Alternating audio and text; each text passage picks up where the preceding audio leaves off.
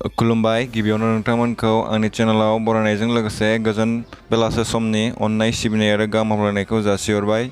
दिनैनि बे भिडिअआ नोंथांमोननि गेजेराव मोननैसो गोनांथि खौरां लानानै फैदों। आसा खालामगोन भिडिअखौ जोबजासिम नायलांगोन। दिनैनि गिबि खौराङानो जादों जम्मु काश्मीराव थांनाय साननि बेलासे समाव उदखारिफोरा आरोबाव सासे हिन्दु सुबुंखौ गलि गावनानै जिउ फोजोबो।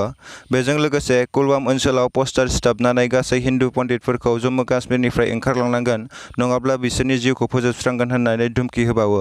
काश्मीर पुलिसनि बादिब्ला जिउ गोमानाय सुबुंनि मुङा सतीश कुमार सिंह आरो बियो कुलगाम जिल्लानि काग्रान गामिनि थागिबिमोन। बे जाथायाव काश्मीर फ्रीडम फाइटार मुंनि मोनसे उदखारि आफादनि आखाइ दं होनना मिथिनो मोन्दों। क'क्राझार जिल्लायाव लामानि जाब्रबथाय, जायगायावनो सानै सुबुंनि जिउ खहा। खौरांनि बादिब्ला सानैया जोखोम जादों। सासे थैनायनि मुङा रुजुन बसुमतारी। दासिमबो गुबुन सासेनि खौरांखौ मोनाखै। जोखोम जानायफोरनि मुंखौ पुनम आरो कर्णजित बसुमतारी होनना मोनथि मोन्दों।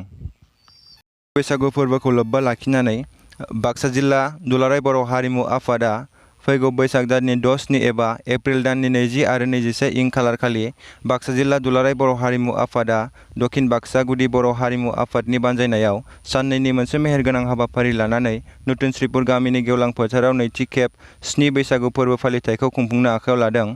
मुंख'जाथावदि बे हाबाफारियाव उन्दैया गेदेरफोरखौ मान होनाय, गेदेरा उन्दैफोरनो बोर होनाय बायदि रंजाफुनायनि गेजेरजों बर' माहारिनि आसार खान्थिखौ दिन्थिफुंनो थाखाय आरो बर' हारिमुखौ गोजोर खालामनो थाखाय बे फोरबोखौ खुंफुंनो आखायाव लानाय जादों होनना फोरमायदों बाक्सा जिल्ला दुलाराय बर' हारिमु आफादनि दैदेनगिरि बिथांमोना।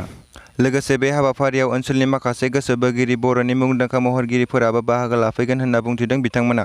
दिनैनि भिडिअ एसेनोसै। लोगो मोनगोन गाबोननि गुबुन मोनसे खौरांजों।